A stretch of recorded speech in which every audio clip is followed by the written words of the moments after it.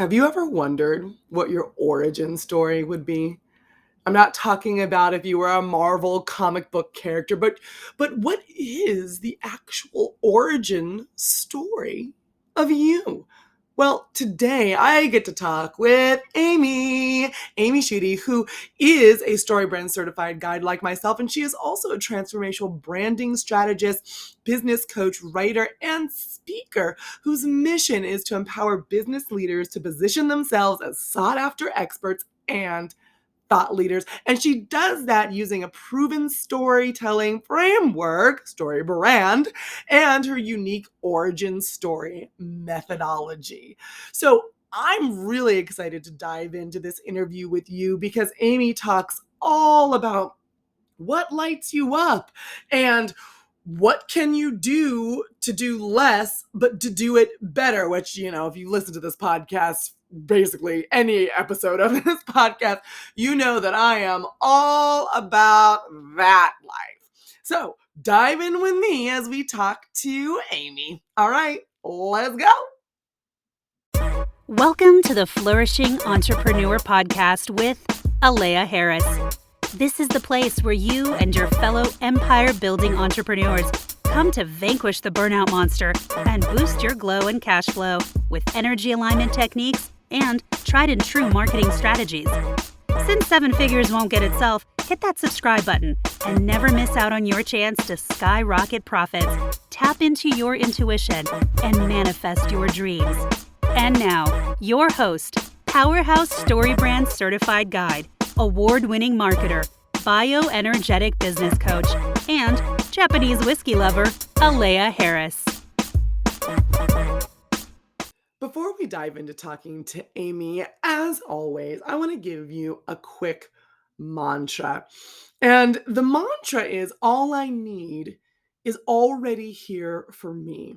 And you'll see later on in the interview me talking to Amy and kind of sussing some of that juiciness out. But I really want you to think about the way that you go about your business. Do you act like you're creating money or just allowing the money that is already in existence to come to you? If you act like you're creating the money, most likely you're struggling and scrimping and clawing your way towards a better future. But if you act like all you're doing is releasing what is already there for you, the time, the money, the experiences, well, in that case, then it probably looks a lot more like attracting and focusing on what really matters and doing the things and the activities that you need to do that allow you to flourish in business and in life, because you understand that all you need is already there and your job is just to unlock it. So again, today's mantra is, all I need is already here for me. All I need is already here for me. Say it with me. All I need is already here for me. All I need is already here for me. So, if you can really truly believe that, it might even give you some peace. It might allow you to be more aware of the opportunities around you rather than trying to create opportunities and powering through and getting further off course than just being in that beautiful place of receiving, sowing, reaping, allowing, because all you need is already there for you. Okay, well, let's talk to Amy about what is all of this that can be there for us when we dive into our origin story, when we have a better understanding of what we want. And maybe it's all about being able to set some better values so that we understand how to prioritize. All of that and more coming up next in my interview with Amy. This episode is brought to you by Bioenergetic Business Coaching by Flourish Marketing. Do you wake up feeling tired? You can't build your empire if you're cranky and exhausted. If you're fed up with fighting a losing battle against the burnout monster, it's time to fix the root causes of your issues and get aligned. Turn up the wattage on your glow and cash flow with effective business strategies. Bioenergetic business coaching is for growth-getting entrepreneurs who know they need to make a change to see better results and reach their goals. If you want to unblock your energy and unleash abundance, head to www.flourishmarketing.co/coaching to become a client. Now's your chance to step into the role of CEO, Chief Energy Officer, and flourish in business and life. Go to www.flourishmarketing.co/coaching to get started.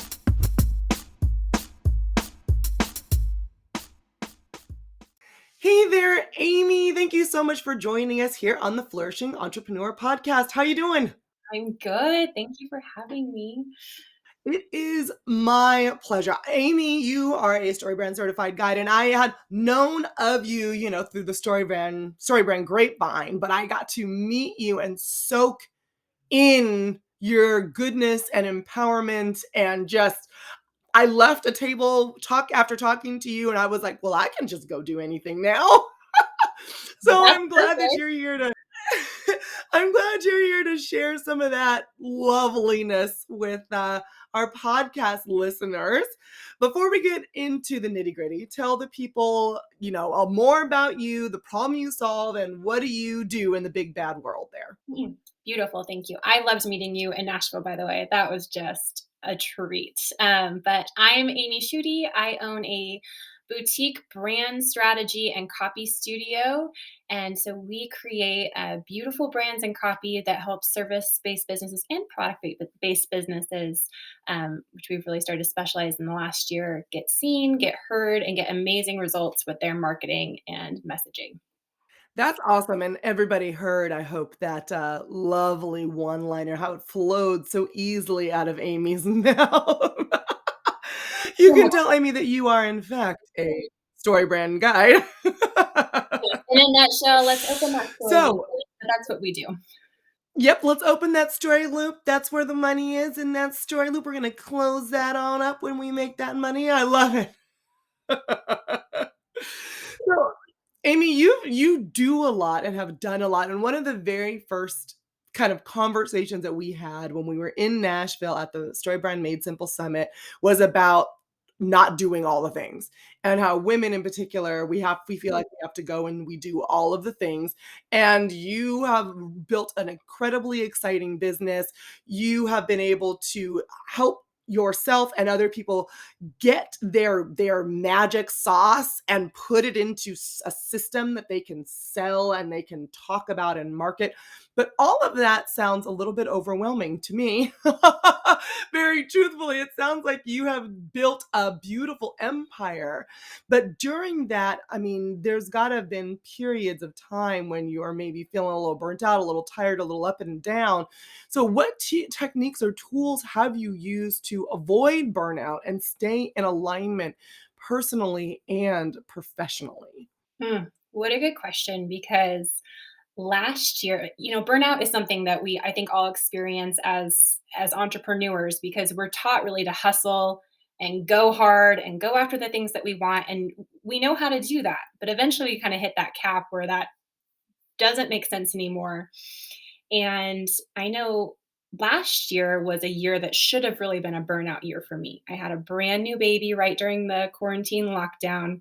I lost childcare and I was trying to run this business with two little kids climbing all over me. I mean, it was a recipe for disaster. But it ended up being my best year in business. It was incredible and it felt so easeful. And one of the biggest reasons why was because I started paying a lot more attention to what could I do? How could I do less better? And then also, what did I need to really support myself through this time? And for me, that meant slowing way down and getting really clear with what my intuition, what I really needed to flourish. And so, part of the things that I do is really there's a lot of asking myself questions every day, like what do I need today? What do I need to focus on today? What matters most right now? Last year for me, it was like a lot of kid time, but that also meant my business, though, had to support me in different ways, and so it was figuring out how to do that. So when you say it's overwhelming, it is, until you get really clear on what your values are, and then how to just go towards those things and let all the other noise and all the clutter just move out of the way. That makes a lot of sense. It's usually overwhelming when you don't know what direction you're going and you feel like you're doing all the things and everything's just as important as the next thing. I Yeah. loved how you said get clear on your values because when you get clear on your values, that helps you understand what's the most important thing to move after. And then all of a sudden, you don't have to do 10 things, you really only have to do one thing. Yes. And the other things kind of fall in line, right? Yes, absolutely. And branding and messaging, all the work that I do with clients, it's really transformative. And you know this from being a story brand guide. It's telling those stories, but when we start telling other people's stories and helping them get clear, usually though we have to go back before we can go forward to say what matters to you, what kind of business do you really, really want to create, because your messaging needs to support it so it can help you grow in a way that actually makes sense for your life, for your season, for the magic that is within you, because we can add all sorts of marketing to all sorts of things and do all the things in the world and overwhelm ourselves. But it all comes down to really getting clear on who we are and what we want and what kind of expansion we need to bring to the world, that's specifically significant, like specific to us. Yeah, I love that it's specific to you because only you can do what you do out in this big bad world, right? And you actually have a framework that I think is really cool that is specific to you. And it kind of goes into my next question of how you can help people, do a little bit more of what you're talking about, do less, but do it better. But this framework talks about We bonded over the story brand framework. Creating methodologies and frameworks in your business is so critical to that next level of visibility and growth, because it gives you something that you can kind of a process that's repeatable. So again, doing less better. What can you keep doing over and over? Something that is proven, that works over and over, and then something that people can follow and it's easy for their brain, right? We always go back to that brain science of how do we make this easier for people. So I created my own framework and methodology. I call it the origin stories method. And I won't give you all the steps, but I'll give you the very first one. And the very first one is kind of what we were just talking about, is returning home to yourself. Because again, usually when clients come to me and they want more marketing, they need a copywriter, they're going to rebrand and it's going to fix everything. Usually what I find is that they have started looking so far outside of themselves to get to that seven-figure level that they've missed out on who they actually are and what their divine knowing, is. And so the first step is really coming home to themselves and paying attention to the ways that they need to show up in the world, and it's pulling out the magic of them and getting that clarity there, because as we all know, clarity is kindness. It creates a way for us to move forward with action, and lets us understand those values. And so that's really the first part of that framework, is coming home to yourself and starting to ask yourself better questions. What do I need to know right now? What do I already know that I'm just not paying attention to? yes, I mean, obviously, I'm a big fan of podcasts, right? Hence why we're creating one right now. However, when my clients first come to me, especially if they're coming for coaching. I'm like, put the podcast down, put the courses down, put all the other things down because you've been spending so much time trying to find yourself everywhere else besides in yourself. But you know why people do that, right, Amy? Right? It's easier. It's so much easier to take a course on something than to actually do inside work, It's so much easier. right? And I say that from a place of being that person, right? Because I mean, the first 2 years of my business, that's all I did was listen to podcasts. I mean, I was like, anytime you were around me, if it was quiet, I was turning it on. And last year, I attribute so much of my business success to actually not listening to. We were all home, so I wasn't driving anymore, right? So Right. I was home with these babies. I didn't have to podcast or listen to other people. I had to start listening to my own inner wisdom, and that was magical. So yeah, I agree with you completely. What good advice for your clients. Yeah.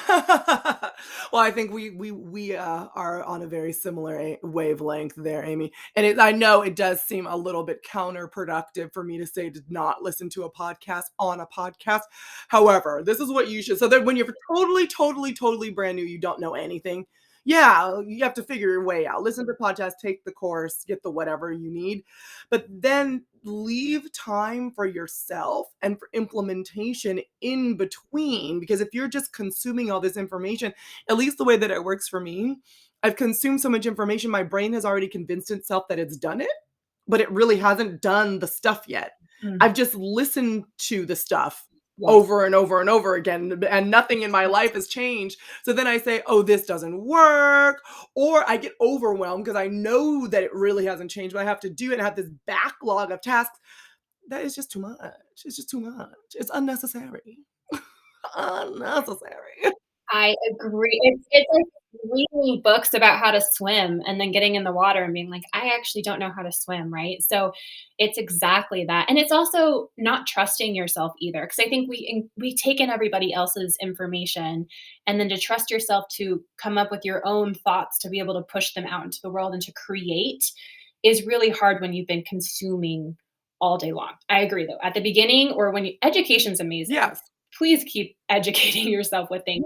But also, when you're ready to really move into that next level of marketing or messaging or branding or creating the next thing for yourself, you have to give yourself space to be quiet and to start paying attention to what you already know because it's all there for you.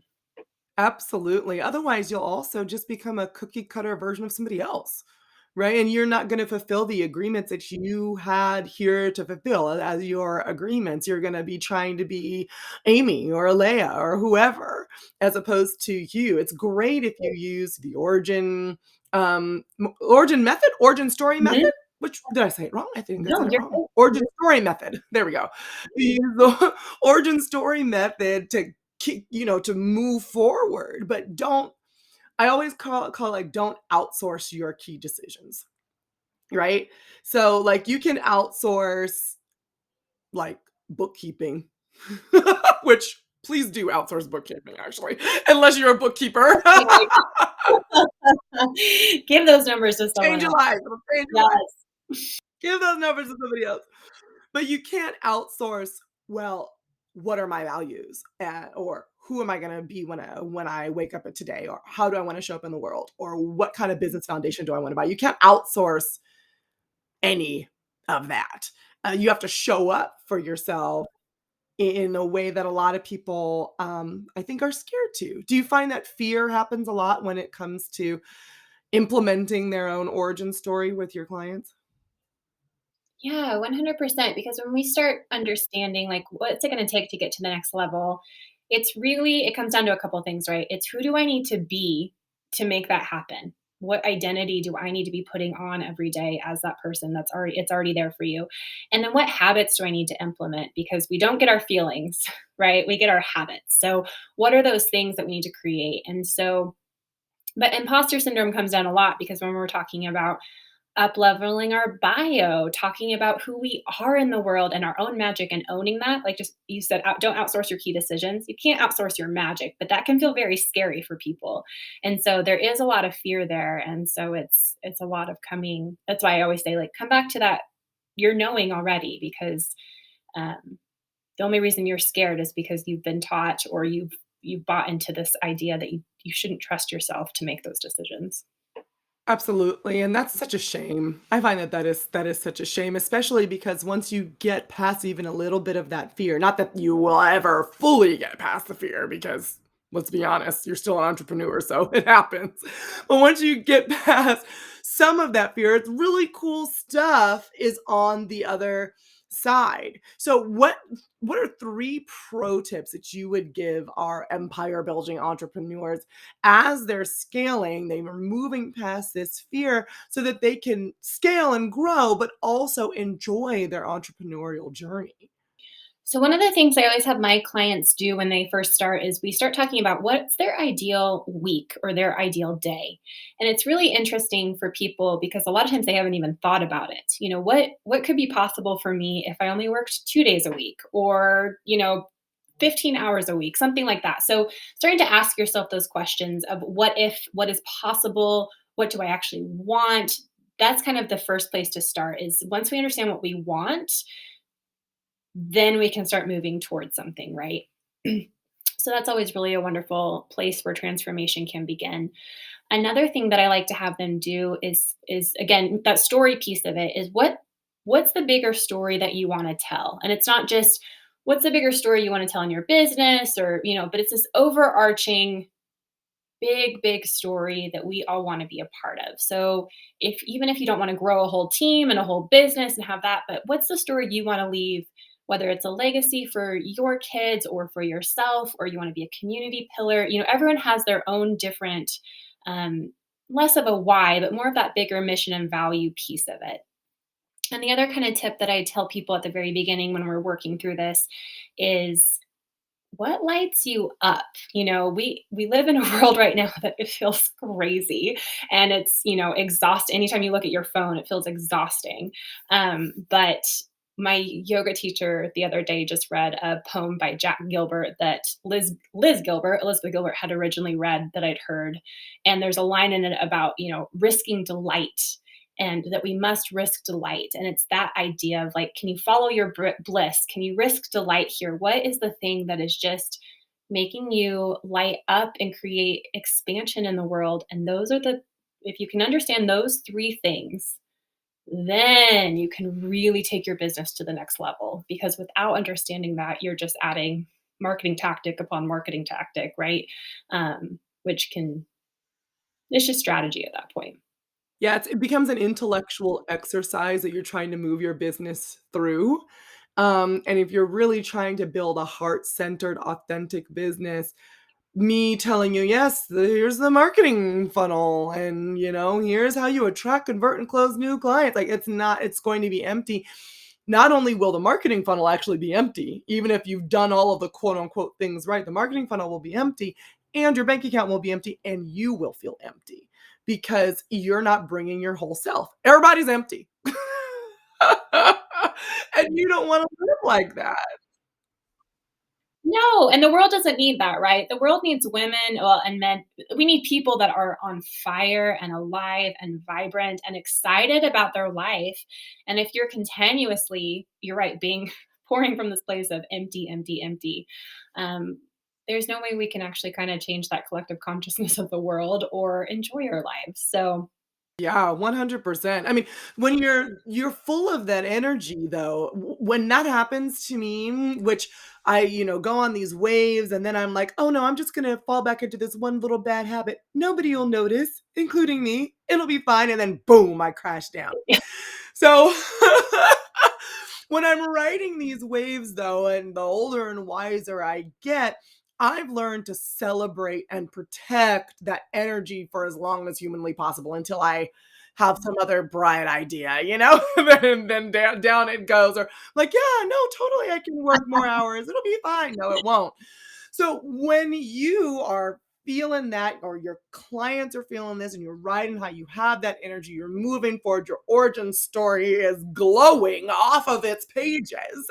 How do you celebrate, protect, and manage your energy, or tell your clients to manage theirs, especially when they are growing?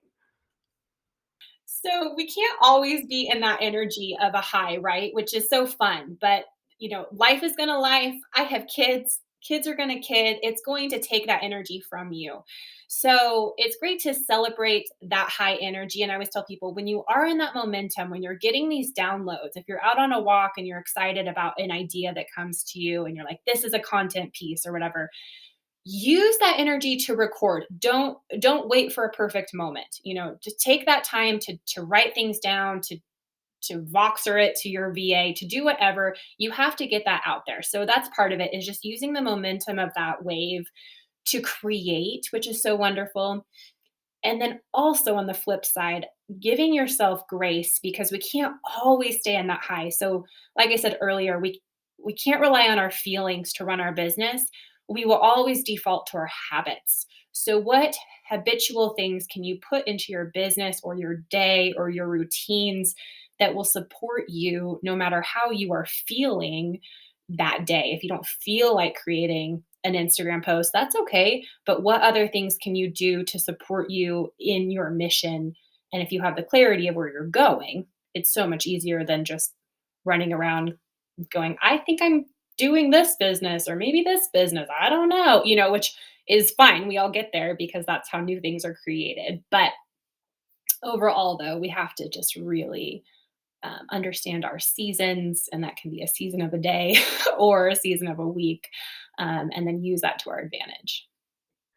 I love using it to your advantage because a lot of the times people, and I feel like I'm people, sometimes it's me, I am people. People say, "Oh, I'm in this season, but I hate it." Or like, I think like every time like my monthly cycle comes around, I'm like, "Oh, I won't be able, I'll be so tired, I won't be able to get anything done." As opposed to the healthier way of saying it's like, "Oh, I could use this time for rest." I could use this time to replenish and refresh myself and plan all of my big launch things or marketing things around how I feel as a human being. Wow, look how balanced an adult I'm being. Like, that would be such a better way of going about looking at that. And I love what you're saying about the seasons happen, life is gonna life. So you know that in advance. So act like it and trying to come up from where you are in that moment and look forward just a little bit to say, you know what? I bet if I planned a little bit more, a little bit better, with the habits that I need to have now that my future self will thank me for, I probably will be better off in next month or next week or tomorrow or whatever it is. I love that. It makes a lot of sense to me. I think that Yeah. you're spitting gold here, Amy. Well, it's so true. But I think that season that you just talked about, as women and our cycles and just all of the things, in the last couple of years, that's one thing I have gotten so in tune with is this idea of, I loved Kate Northrup's book, Do Less. I don't know if you've read that, but she kind of talks about that, paying attention to the moon cycles, paying attention to what's happening cosmically, because we have to give ourselves grace within these seasons. And the seasons where we are need to slow down, where we can't be on all the time, those are just as important to our business and to our life as the ones where we're speaking all the time or writing or creating. We often need that time of reflection, or the winter season, to really dig deep and come up with some new things for the next season of visibility. So, it's celebrating when whatever season we're in, whether it's a low, quote unquote, a lower season where we're not showing up as hard, or this other season of being bright and flourishing everywhere. So it just depends, and I think it's planning, coming down to habits, and then also giving yourself the grace and recognition to know each season is useful and purposeful and should be celebrated in whatever way we need to at that time. I love that. And I will be adding that book, one, to my Amazon cart, and two, to the show notes. Kate Northrup, Do Less, a revolutionary approach to time and energy management for ambitious women. That sounds like it might as well just say Alea across it, because this is what we're doing this year, Amy. We're doing more by doing less, or as you said, how can I do less better? Yes, absolutely. And it sounds like Kate has a word for me, honey, in that book. I'm ready to listen. I read that book So like as 5 you're years doing ago. less, Sorry, Leigh, I'm interrupting, but as I oh, read that book like 5 years ago, and at the time it was just like, "Okay." But as I've tapped more into, this woo piece of life, the more I'm like, "That book was genius." So yes, definitely read it. Definitely, pay attention, because again, it's understanding those seasons and our own cycles and all of the things, which is genius. And why didn't they teach us that in school? I don't know, but well, They in school, I'm so glad you said that, because in school, how did they teach us to be? Well, if they taught you any type of entrepreneurship at all, first of all, kudos to them and your teacher. Most likely they didn't. They probably taught you how to go get a job, or not even really that. They taught you how to be socially acceptable enough to maybe interview. They didn't teach you any like life skills really. So let's this is not a commentary on the American educational system. What I'm trying to say is it taught you how to operate in a world that is masculinely led and masculinely motivated. But I carry a lot of feminine energy. One, I'm a woman, but I'm a woman with a lot of feminine energy, which is not necessarily the story for every single woman. Every single person, woman, gender, however you identify, you have your own set of energy. But for me, being in a very masculinely oriented world in a way that is like, just push forward, just do it, go harder. What are you weak?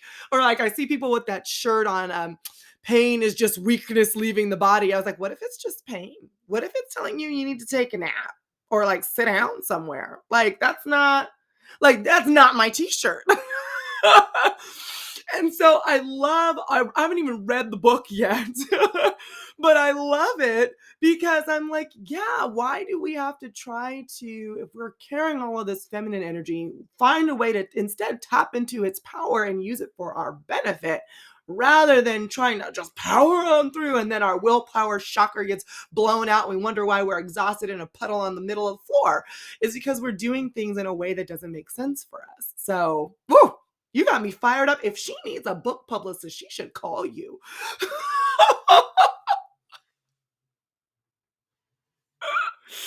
Oh, that's awesome. Okay, so one more question. Besides doing less, what would you say is the one piece of advice you would give your past self, the version of you who existed about a year after starting your business? Oh, what a great question. Okay, the advice I would give to my past self a year after starting my business, I think comes down to a few things. The first thing, which is what, we teach our clients now is, trust yourself.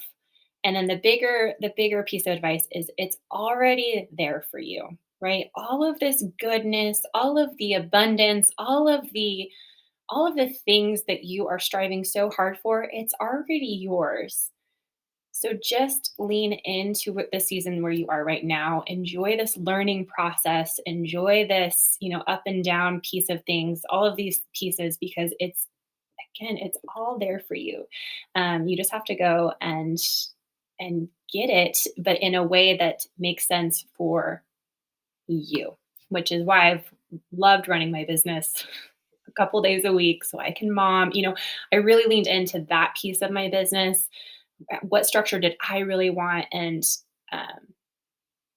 and that I think has been my biggest success for me at this point in my business time frame. I really think that is spot on. It's so funny though, because I tell myself that, and then the real Zen part of me who happens to come around, like sometimes I wish she were here a little bit more often. She goes, "Yes, Leia. It's right there. The universe is providing for you." She sounds very chill, like she's kind of like high all the time. And like it's just like raining like manna from heaven. Like it's coming. And then the not rest of the 90% of me is like, girl, have you called Wells Fargo about that? Because I don't think that you and Wells Fargo are communicating because it's already there for me. It's not there for me in my bank account.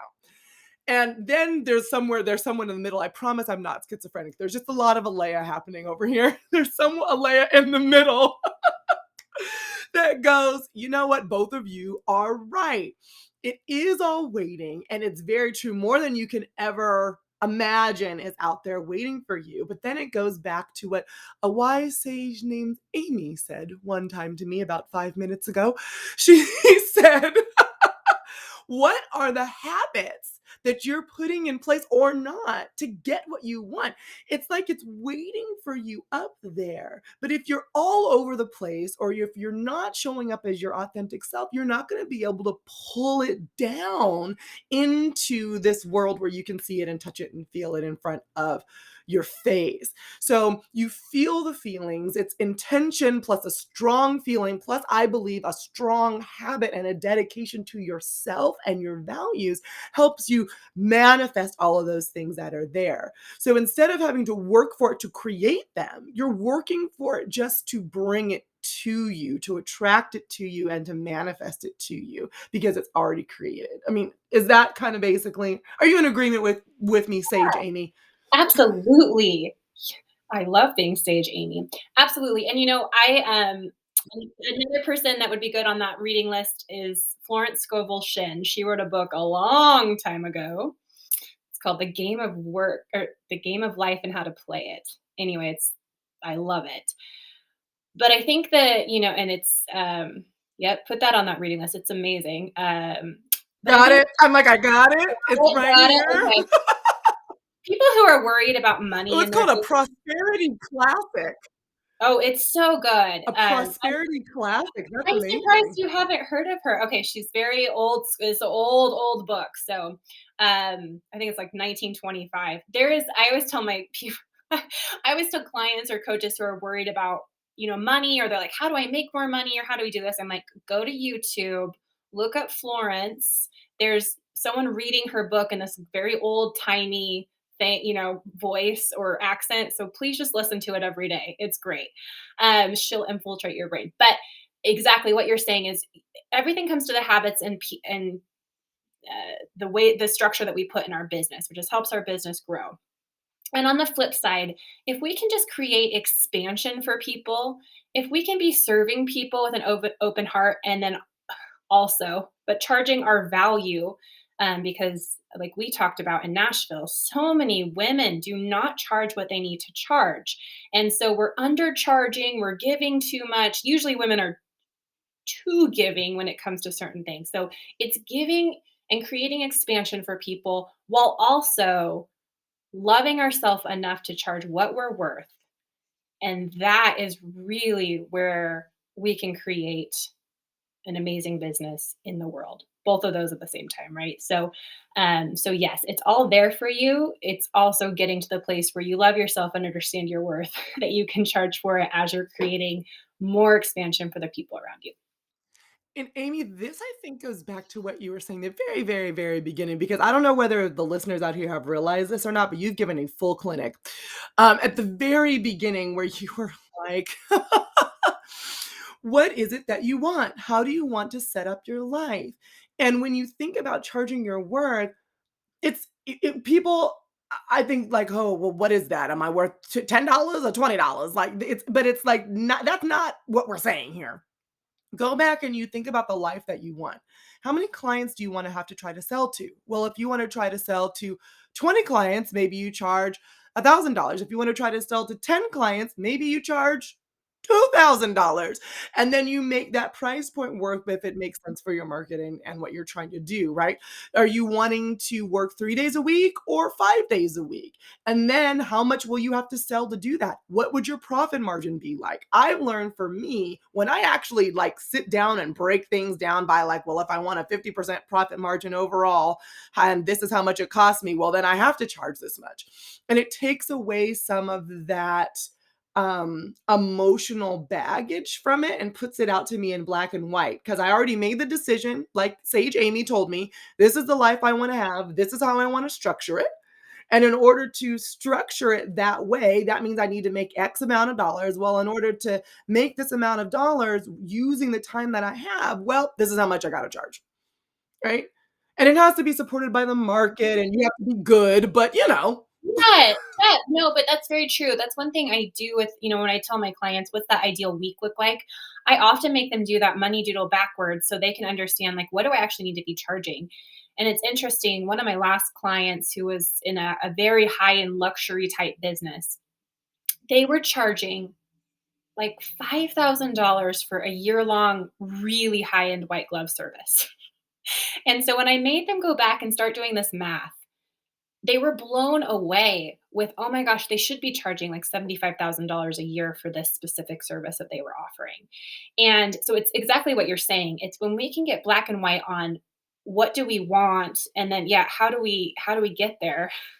Part of that is that business structure of we need to be charging more. And there's so many ways to do that. And so when you create your own method, your own framework, when you understand your signature offerings, all those beautiful parts of marketing that the messaging then supports, it's so much easier to go create a business that you are just energized by. So I love that you did that with your numbers. Yeah. It takes away the emotion too, which I think is so smart of you to say that. Yeah, yeah, because otherwise, you dive into your daddy issues before you dive into your P&L. You're like, "Well, but I don't know if I'm worth this, and I don't know if I'm." Girl, let's open up QuickBooks instead. Let's go through that path and really say, if you are going to move forward in this way, what does that look like for you? So, yes, Yes. Yes. absolutely. So So, good.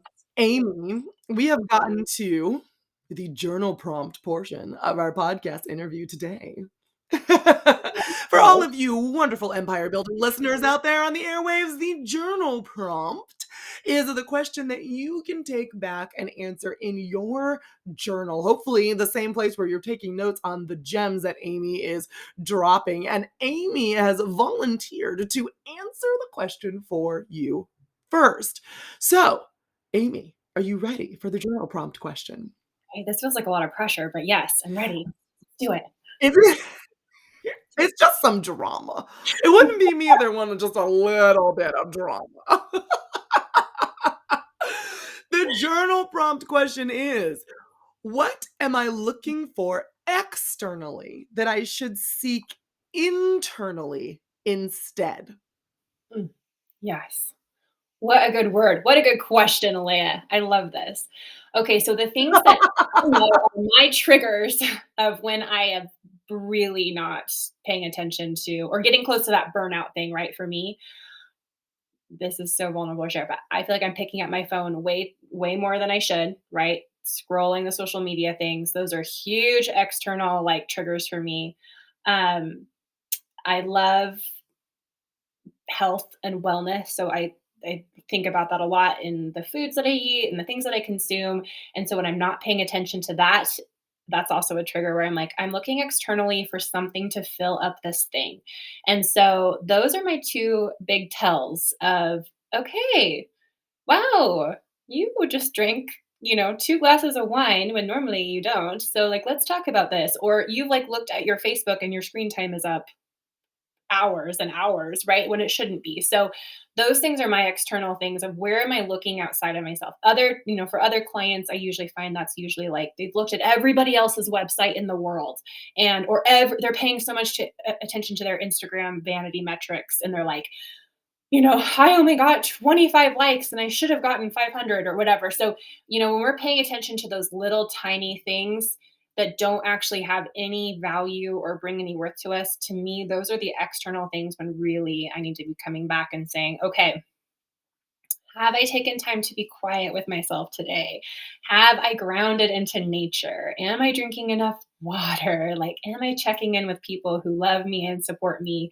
And how am I supporting other people? So those things I think are really the big pieces that maybe as people are journaling, they might want to ask themselves, what are those tells for me as I'm processing my week and feeling crazy and burned out? I love that. My tell, since I mean, I can't let you just be vulnerable by yourself. That feels rude. My my tells are when I start eating lots of bready things. Because I actually have a gluten intolerance, so it just doesn't go well for anybody. My other tell is when I don't do my hair. So right now it's braided back intentionally not to be done because I just was over it. But like if I'm just like, oh, I just brush it back, just brush it back, just brush it back. Put some lipstick on, it'll be fine. Just brush it back. It's like, wait a minute. You can't, it doesn't take like that long to do something a little bit like you look like you spent some time in the mirror enjoying, just being in one single place. What's going on? It is kind of like I like how you said it like, "Ooh, do we need to talk?" It's like that good girlfriend that you need to be to yourself. "Girl, are you okay? Do we need to talk? Sit down." What happened? And it's the little things that if you can always be aware of when you are veering off course to get yourself back on course with love and grace. You'll spend less time, far out into the fields that you have been trying to avoid going to and more on that nice path towards your goals, right? Awesome. Well, before we end, this has been an amazing, a lovely, and a just soul enriching interview. Amy, thank you for joining. How can our guests find you online?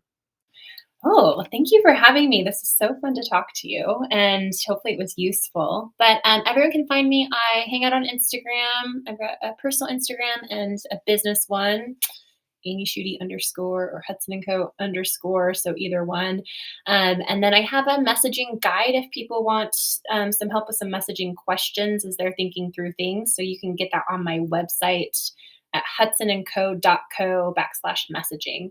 And that will give you kind of the ultimate brand messaging guide if you want some help thinking through some of these questions that we've talked through today. So I love that. And everybody, if you are like, what did she just say? It's all in the show notes. So just click in the show notes, including all of Amy's book recommendations, which are in the show notes, and my Amazon cart. So if anybody's reading it, DM me at Flourishing Entrepreneur because we can start our little book club, because apparently I have at least 3 books to read. And the more I dive down the Amazon rabbit hole, the more I come up with by the same author. So it's going to be a whole reading extravaganza, and I love it. Thank you so much for not only enriching our minds here on the podcast, but enriching my Kindle library, Amy. I appreciate you. you're welcome. I would love to come to your book club. So you start it and I'll be there. Sounds like a plan. This episode is brought to you by Strategy by Flourish Marketing. Most entrepreneurs are too close to their business to clearly communicate how they add value and stand out from the competition. Sometimes they even struggle to say what they do and offer. If you're confused, then your potential clients are confused, and confusion is a profit killer. That's why Flourish Marketing uses StoryBrand as the foundation for our products and services. The StoryBrand framework helps companies understand what their customers are looking for and how to position themselves to get those customers to pay attention. If you'd like help creating clear brand messaging for your marketing collateral, head to www.flourishmarketing.co/strategy and schedule a call today. You have only confusion to lose and money to gain. Visit www.flourishmarketing.co/strategy to get started.